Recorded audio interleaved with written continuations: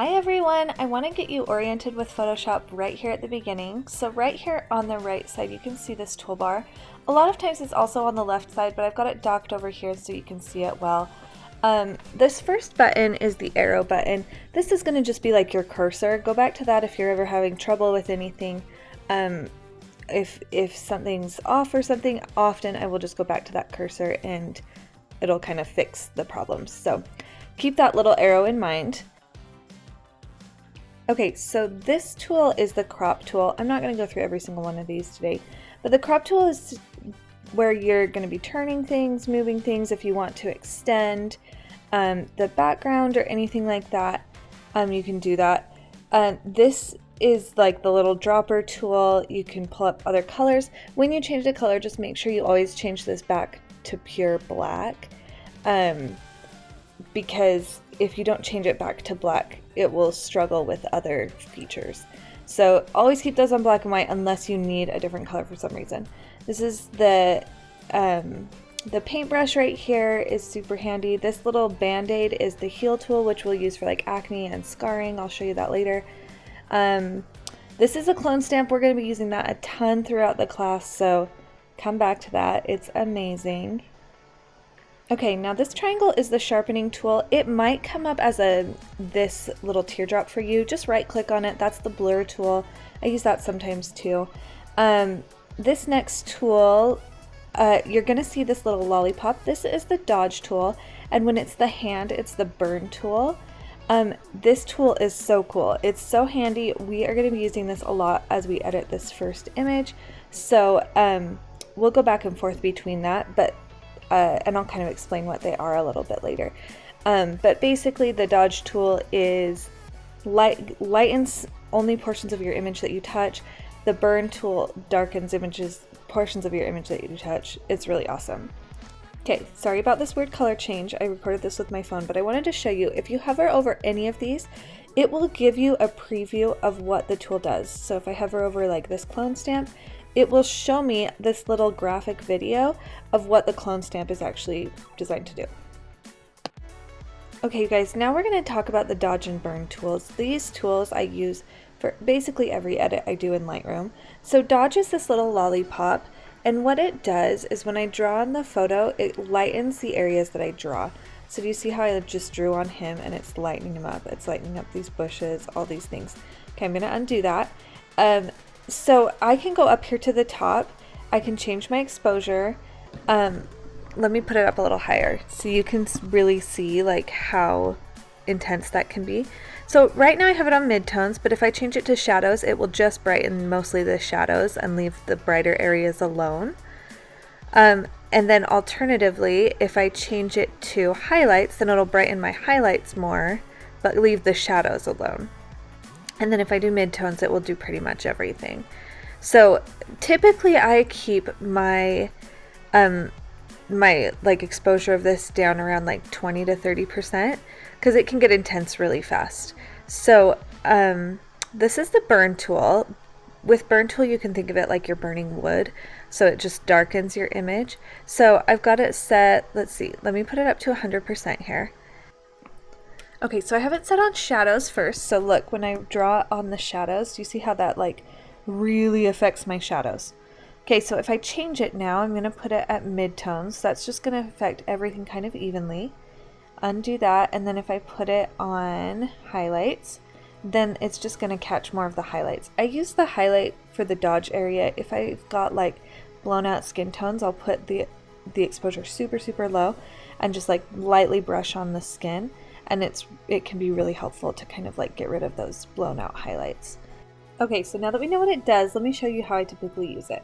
So I'm going to change it to midtones. I'm on the dodge tool first. I like to do the dark first. And then I put it really low, like I've got it down around 20 right now.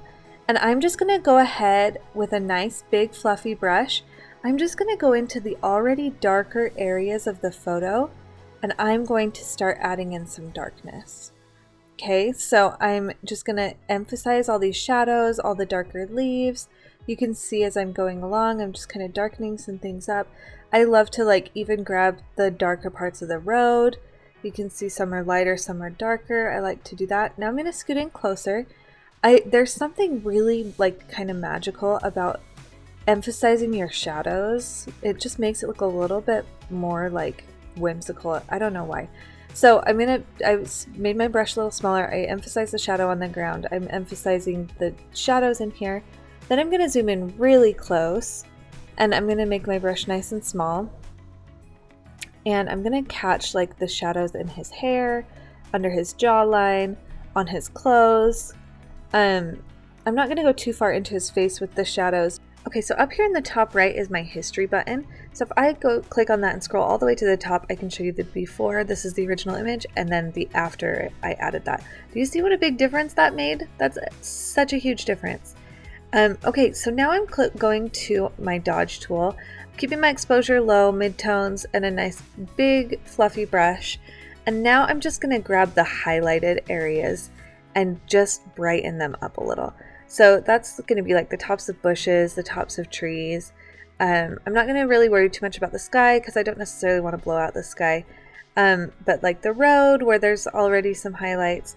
And then we're going to zoom in. We're going to grab the highlights with a smaller brush, like in his hair. I do like one swipe across the face to just kind of brighten it up. I like to do like limbs where like there on his leg where the brighter part of his leg. Grab some parts of his hair where he's lighter, and then let me show you the before and after on that. So using this history tool, so here's the unedited image and then the edited image. Can you see what a big difference that makes in your contrast without blowing anything out or making anything look too crazy? So that is what I love to use the dodge and burn tools for. Now I'm going to come over here to the raindrop. I'm going to right click and I'm going to switch that over to the triangle, which is the sharpening tool. And this is what I always like to do on my images as well. So I keep the sharpening tool at 100% and my brush very small. I'm going to zoom in nice and close, and I am just going to like go along his outline. So the edges of his body, his eyes, his nose, his mouth, like this. So we're going to get his eyes, his nose, his mouth, around the edge of his face. It's kind of hard to see, but I promise you, like, you don't want the sharpening to be noticeable. You want it to just be like light enough. So let me show you what happens if you add too much sharpening. Do you see how it gets like so crispy and like, ugh, it's not good.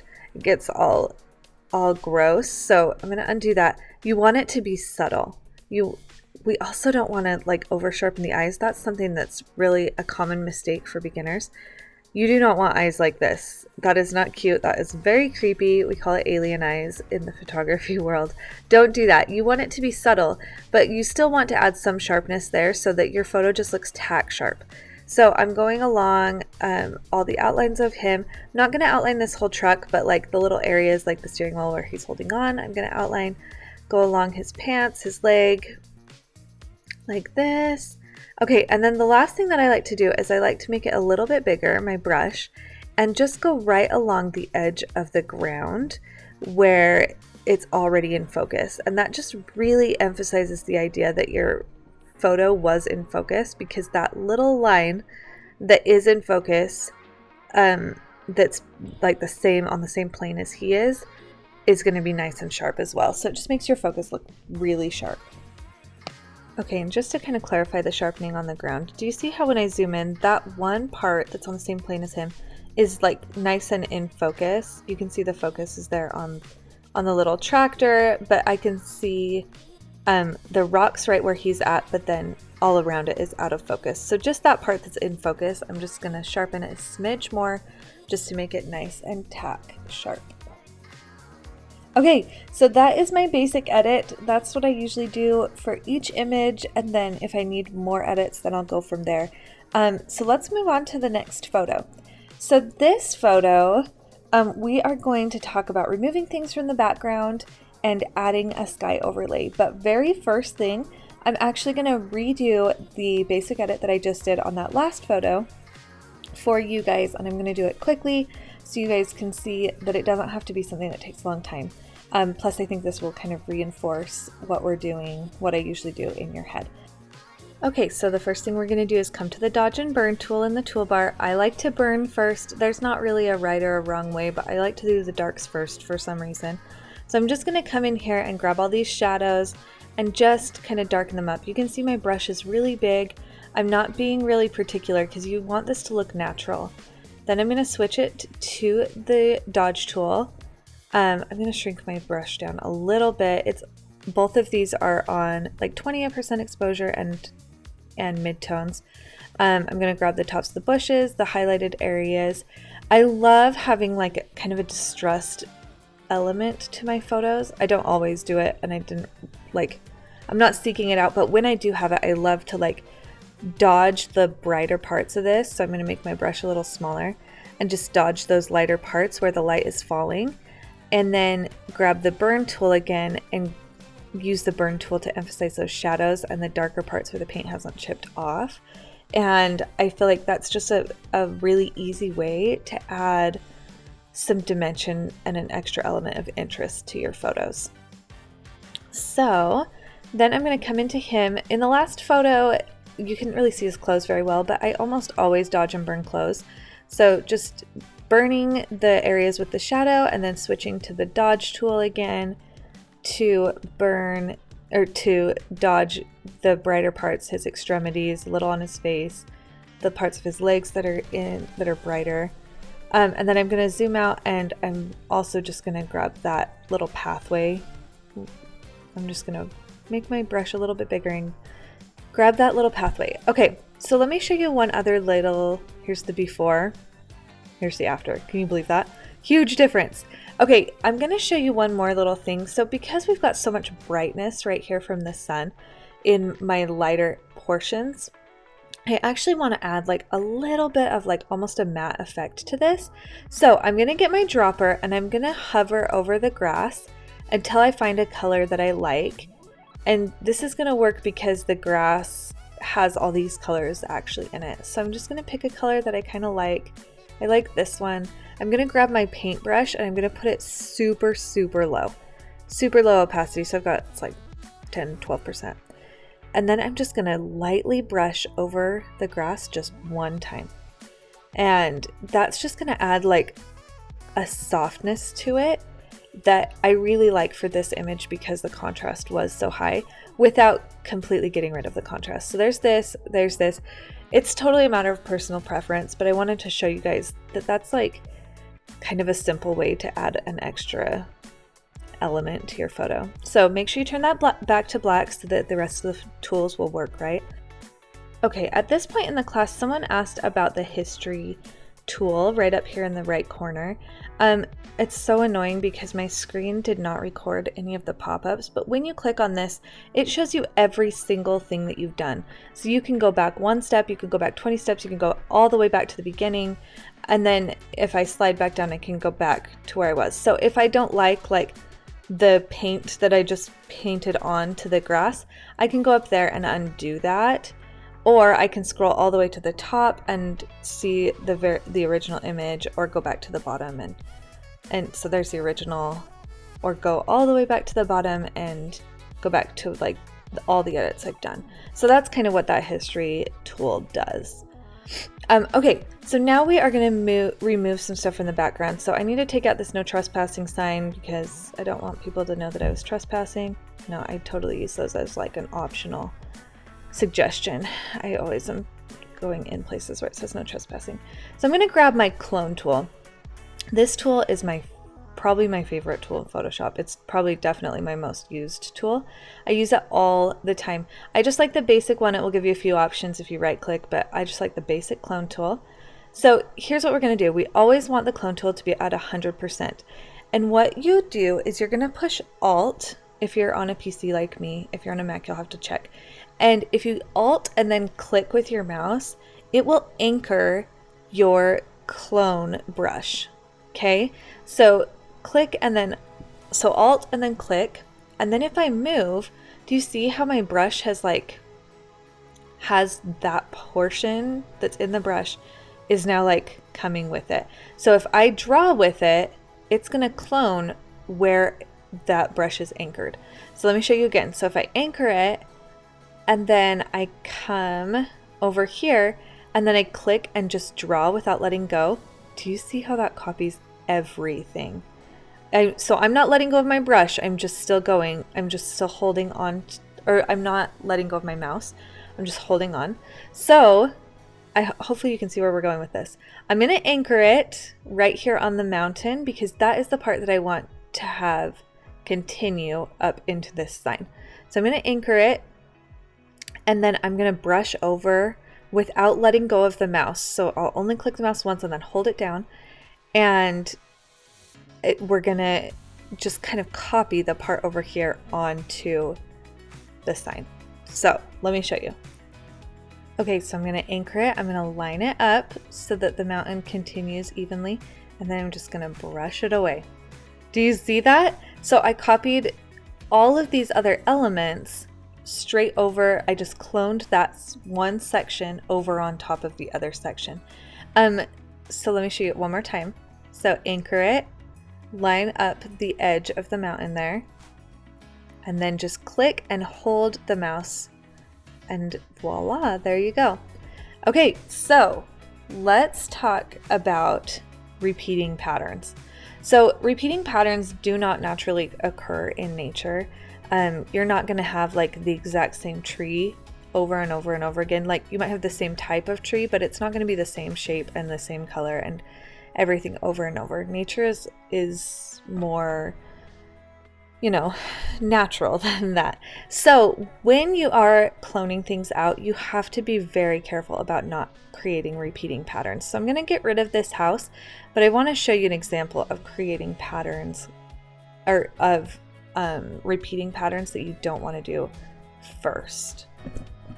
So if I grab this tree and then I clone it here, and then again here, and then again here, you can see that begins to look very unnatural. That is not what nature would really look like. So then it becomes very obvious that you've cloned something. So let's undo that. And instead, we're just going to grab smaller elements to try to cover that. So let's try this green, I think it's a tree, right here first. I am worried though, that's a distinctive enough color and shape that I'm worried that if I clone that next to it, it's gonna look too repeating and too obvious. But let's try it and just see how it looks. So I'm gonna anchor that, and then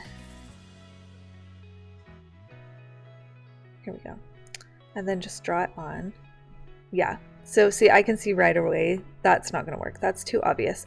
So instead I'm gonna come from the bottom, and I'm just gonna grab a little section here, pull it up, and pull it across, and that looks a lot better to me because I'm not seeing so much of that green tree. Now these little guys are kind of, there's like these little tiny trees right there that are kind of repeating. So I can just grab my clone brush again and grab a color and just anchor close by and take one of those out. It maybe isn't perfect, but nobody that hasn't seen you edit, or like anybody who wasn't watching you edit that, is never going to look at that and obviously be able to tell where you cloned. Like, that looks believable. You can get away with quite a bit by just kind of keeping it simple and not having repeating patterns. So now let's talk about doing a sky overlay. So the sky overlay feature is only available in Photoshop 2021, the most recent version of Photoshop. So if you don't have the most recent version, you're not going to have this feature. Yeah, I think it's worth upgrading just for this one feature. But if you are going to do a sky overlay, you want to get rid of any trees. You don't want to do it with a bunch of trees in the background, because do you see all these little circles for the leaves? It's almost impossible to get a sky to look natural through all of those holes in the leaves. So this picture looks great as is, but if I'm going to add a sky overlay, I'm just going to go ahead and clone this tree right out. So using the same technique we just learned, I'm going to increase my brush size just a little bit. I'm going to anchor it right here on the mountain, and then I'm going to start over here on the other side of the tree, and I'm just going to start cloning it out. Remember, just click and hold, don't let go. Going all the way along here. Good, and then I'm going to also click and hold up here in the sky and anchor it up here in the sky, and then click and hold to erase that. And voila, there goes that tree. Okay, so let's talk about the sky overlays. Okay, so first of all, I really apologize for this recording I'm about to show you. My computer's not letting me record pop-ups, which the sky thing is. So this is my phone recording. You're going to go to Edit, and then you're going to scroll down to Sky Replacement. When you click on that, it's going to pop up a pop-up box right here, and it's going to take just a second, and then it'll give you a preview where it predicts you need the sky to be. See that? So what you're going to do, I'm trying to darken that so you can see it well enough. Okay, so when you click on this, there's going to be tons of options. You can also add other options if you want to buy things off of Etsy or something, sky overlays, but you can click through a bunch of these and decide what you like. Now, the key here is going to be to find one where the lighting is the same, because otherwise it will not look believable. So for example, this one really works because the light is coming from over here, which is the same direction it's coming from in my photo. This one also works. I kind of liked this one a little bit more because it had some blue in it. Okay, so once you pick the sky, let me show you what each of these little things do. So this shift edge, when I pull it way up, it's going to put the edge really harsh against the mountain. When I pull it way down below 0, it's going to really fade that edge. So I usually keep it close to 0, sometimes up a little, sometimes down. Okay, this fade edge, when I pull this one down, it makes it really harsh on the lower end and more faded on the higher end. I usually keep it pretty high so that it just doesn't look too unnatural. This one, these several adjust the sky itself, so you can bring up the brightness of the sky. See how that makes it brighter? You can bring down the brightness of the sky to make it more contrasted and darker. You can increase the temperature in the sky, so you can make it warmer or cooler depending on your preference. And then you can also adjust the scale of the sky. So I can make it really big and make the clouds really big. I can make it small. I usually do it just over 100 so that I don't have any edges showing. Now these adjustments are for the foreground. This is what makes this tool so cool, is that Photoshop not only puts the sky in, but it adjusts your foreground for the lighting and the color that sky would be casting on your foreground of your image. So you can add more or less of the color adjustments and more or less of the lighting adjustments depending on what you like. Then make sure your output is set to new layers and push OK. Okay, we're going back to the screen recording now. Much better. Okay, now over here in the bottom right corner, you can see that there are a bunch of layers. So we've put the sky up on top here. You can see the sky where it is.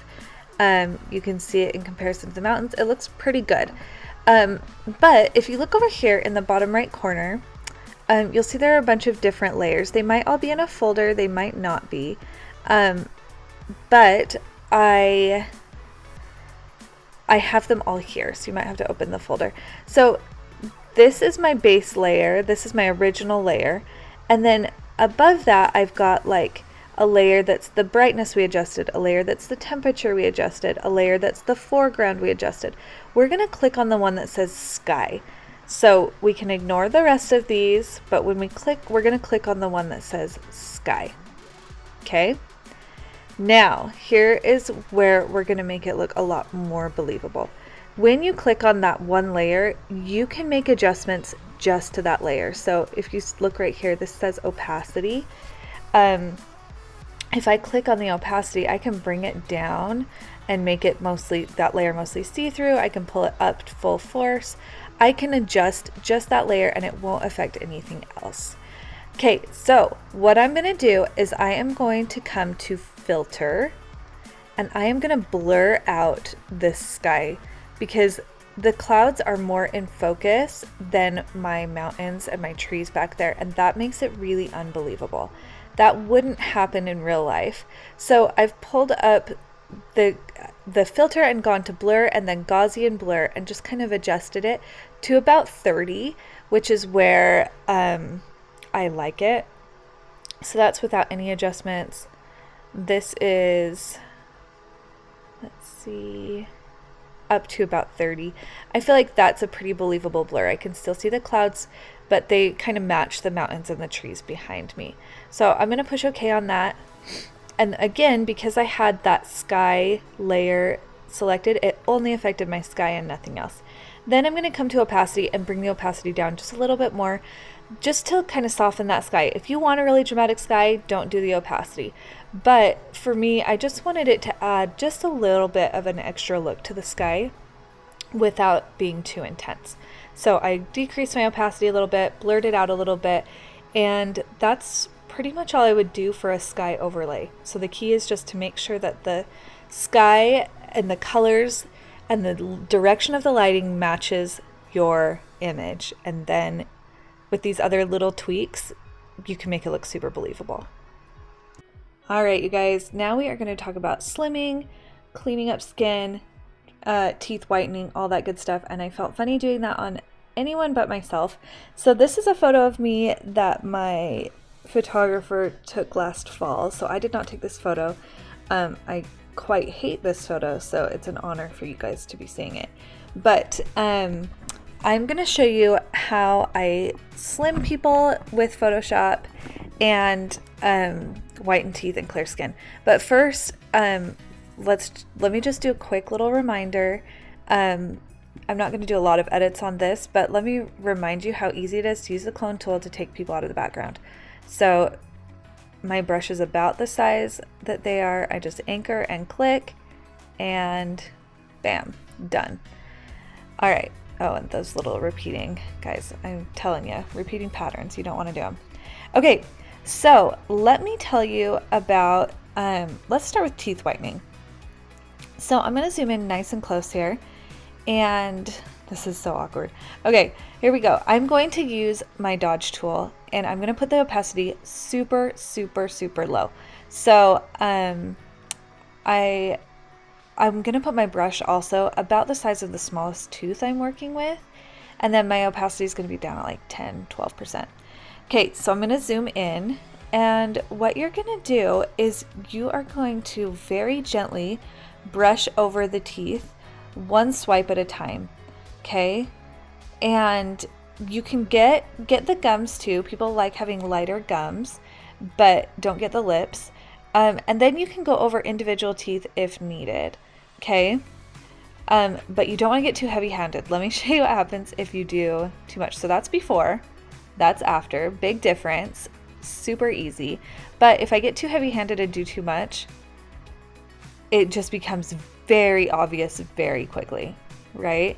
So obviously nobody wants that.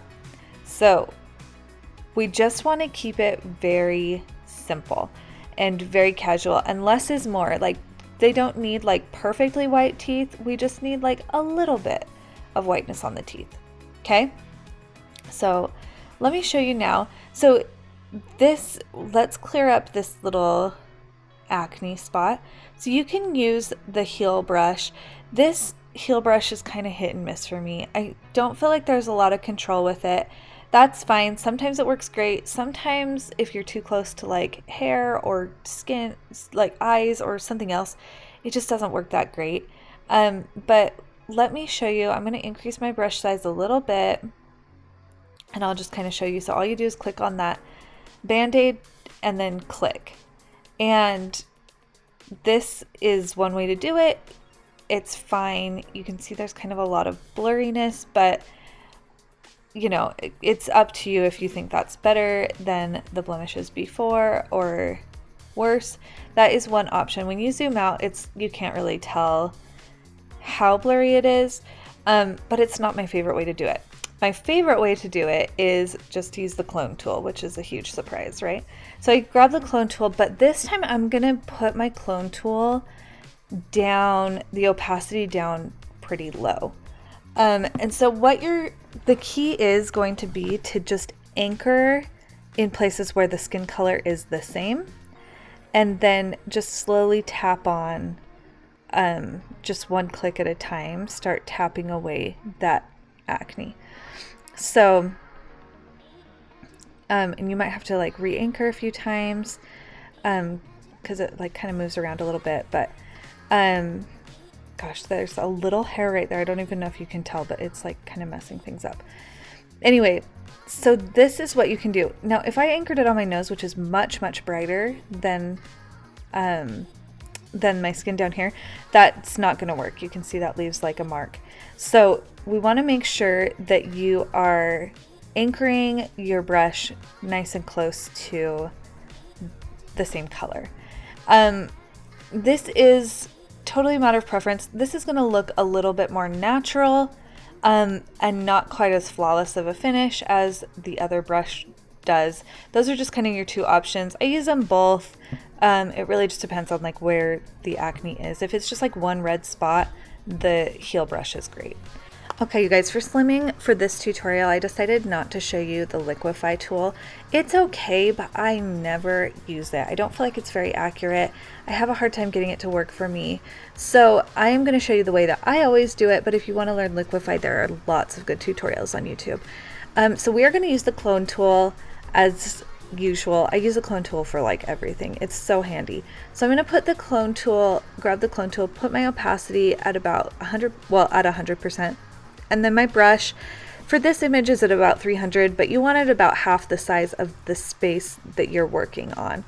So we're going to come down here to my belly and I'm going to anchor it and then just pull it in directly like next to the where it started.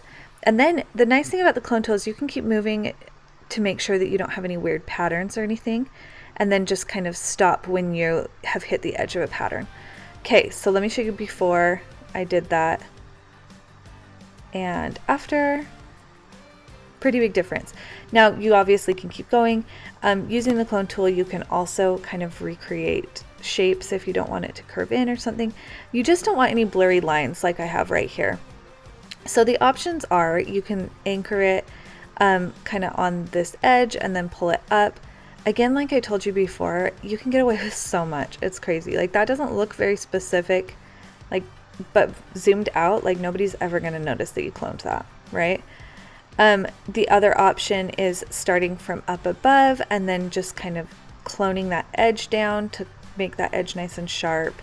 You can totally do that. And then the last option is to grab part of the background and then with a very small brush go up along the side like that so that it's a nice sharp edge and doesn't look like it's been cloned. Okay, so you can keep going further with that. You can do the arms, you can do other things, but that is the way that I like to slim people when that is needed. It's kind of a controversial thing whether or not you should even slim people or not. I only do it if people ask me to. So, but it's a good tool to have. So let's go to head swaps. So this is the photo we're going to be using, but in this photo, I liked these two on the right side better in this one and everybody else better in this one. Actually, I kind of like the one in the back better in the first one as well. Okay, here is the number one most important thing about head swaps. You have to do a head swap from the same set of photos. You cannot do a head swap from another photo because your lighting will be different, your angles will be different, your camera angle, like everything. They'll be facing a different direction. So these two, they're sitting in the same place. I can do head swaps from that, but I can't come over to this photo and grab his face in this one and stick it over here. The lighting is different. His body is facing a different direction. I am standing in a different place and have a different angle on him with my camera. That will not work. So the only time I ever am okay doing head swaps is if it's from the same set of photos. So yeah, that's like gonna be your number one key. Okay, so I'm gonna use the lasso tool here. I'm gonna zoom in close on Hazel. She's the one in the back, and I'm just gonna make a wide circle around her with the lasso tool. So it doesn't need to be specific, really close to her or anything. I prefer to do it pretty wide. I'm gonna make that circle around her, and I'm gonna Control C to copy. Then I'm gonna go to the picture that I want for my like base picture that I want everybody to look good on, which is this one, and I'm going to Control V, which is paste. Then I'm going to move her up and I'm going to line her up the best I can. And then I'm going to come over to my opacity in the bottom right, and I'm going to put it at 50%. When I put that at 50%, that gives me the chance to be able to see both and I can line her up. I'm gonna line her hair up because that's the easiest way to edit it. So put the opacity back up at 100%, and then I'm going to add a layer mask here at the bottom. By adding this layer mask down here at the bottom, it will make it so that you can use the paintbrush to brush away the photo in the front to bring in the photo behind. So let me show you why that matters. Okay, so I'm using my paintbrush and I can just come in here, and do you see how I'm just wiping away the front image, the one that I pasted on there, and I'm pulling the stuff from the back in. So all that's going to be left is just her face mainly. See how I'm taking away, so it's blending out the background, making sure that everybody's heads are still there. See that? See how well that worked? You can only do that with the paintbrush if you have a layer mask on there. So your layer mask needs to be white and your brush needs to be black, those two little squares where it's black on top, white on bottom. But if I switch those, so now I have white on top, that's the same color as my layer mask. So that means I'm going to be bringing back that layer, that top layer. See that? So if I make a mistake, I can just switch them and then switch it back. Okay. So now let's add another layer. I'm going to flatten this. So I did Control Shift E, and now I'm going to go back to that other photo, and I'm going to get my two that are sitting on the ground. So I'm going to click on this little dotted square and then back to my lasso tool. That's going to allow me to select something new. And I'm going to grab these guys. I'm just going to grab their faces, Control Copy, Control V, and then Control Paste, Control C to copy, Control V to paste.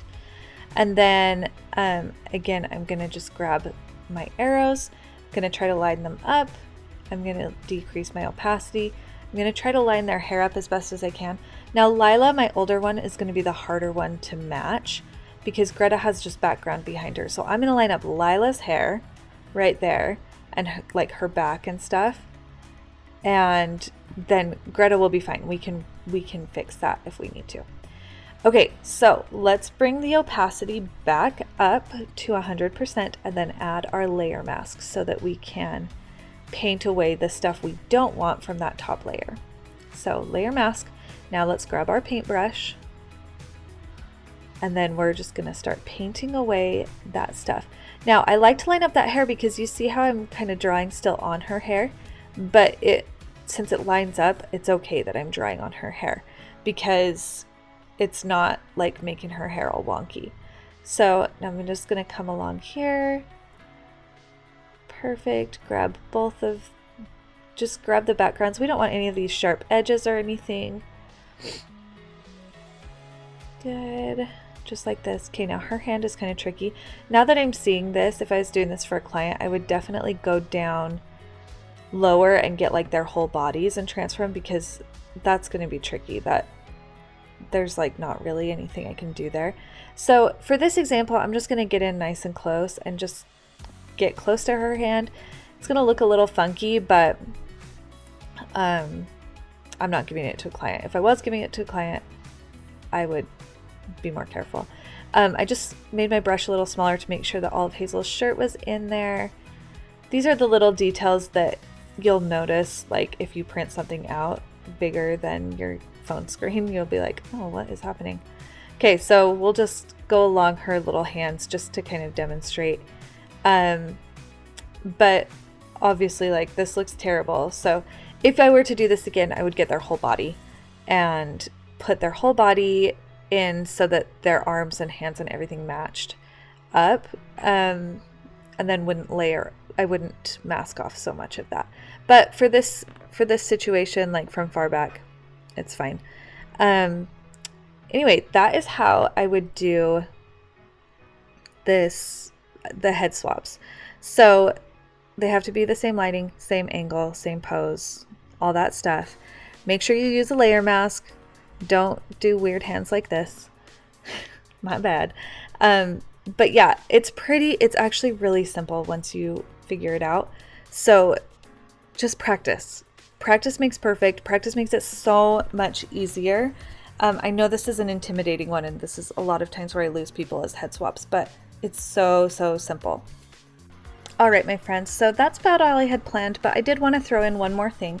I wanted to show you how to use overlays. So overlays are pretty handy because they are PNG files, which means the background, you can see all the little squares, the background is see-through. So just the colors and shapes are going to show up if I put it onto a photo. So I would never like actually use this one for this photo, but I just want to show you how it works. So I'm going to click on this photo right here, and then I'm going to drag the other one onto here. You can't really see it, but I can just drag that photo, the overlay, straight onto this picture since they're both open in Photoshop. Okay, so I'm going to just drag it right on. Give it just a second to appear. Here it is. Okay, now we can resize it, we can move it around, and you see that all that part that was see-through is showing up. I can see my photo underneath. So I can move this around, I can adjust it. I could make it really big and just use like that top part, the color from the top, and not do the flowers if I wanted to. There's lots of options, and there are so many overlays. I use overlays all the time at Christmas for like sparkly Christmas light bokeh.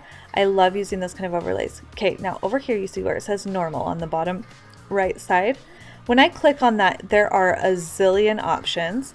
The ones that I usually use are either normal or screen, which kind of lightens everything up like this, or I also like to use this one that's overlay. So that one doesn't work for this flower one, but it works really well for like light ones. Soft light, you can just kind of play around with them, click on these different options, and you'll see kind of the differences. Another thing that I can do if I'm clicked on that layer is I can bring my opacity down right here on the right side again. So I can like lighten that up a little if I want it just like more subtle. That doesn't really work as well with flowers, but with lights or confetti or things like that, it works great. I can also add a layer mask and then use my paintbrush like we just learned, and I could like make that nice and big and then paint like the flowers off. If I decided I didn't want the flowers, but I want that stuff at the top, I can do just something like that. So you can always like use just a portion of it if you just need a little color. I've used overlays. I've used like rainbow overlays. I have used Christmas light overlays. I've used dust overlays, and glitter overlays and confetti overlays. Some work better than others. Some, like this flower one, looks pretty fake, but I thought it would be easy for you guys to see like what I'm doing on this one. But they can be so awesome. Oh, blossom overlays. There's so many. So check out Etsy, and that's usually where I get them. You can usually get a big pack for like $4 or something. And they're so easy to use and can add kind of a fun element to your photos. Okay, and then in the live class, I actually had one more request, and that was for how to extend the background. So I'm just going to go over this pretty quickly. You're going to use the crop tool. If I pull this out, you see how it adds some extra white to it. So if I go on this side and say I like wanted him centered, I could pull that out and then just go back to my arrow, and that's just going to kind of flatten everything, and I've just got this white line. Now all I have to do is use my clone tool like I did when I was removing background. I'm going to make it pretty good size, and I'm just going to start cloning things out. I'm going to speed this up because it kind of gets tedious, but really all you want to make sure is that you don't have a bunch of repeating patterns. So you're just going to anchor and draw until you feel like it looks natural. And then just kind of keep in mind that a lot of people can't really tell what you've done. They didn't see the original. So as long as you don't have like a lot of repeating stuff, you should be fine. Also make sure that the lines on the road are like, I've got this little path. Make sure those lines line up and they're straight, and make sure that your shadows match. And if you just stick with those things, then you shouldn't have any problem extending the background. It's pretty simple.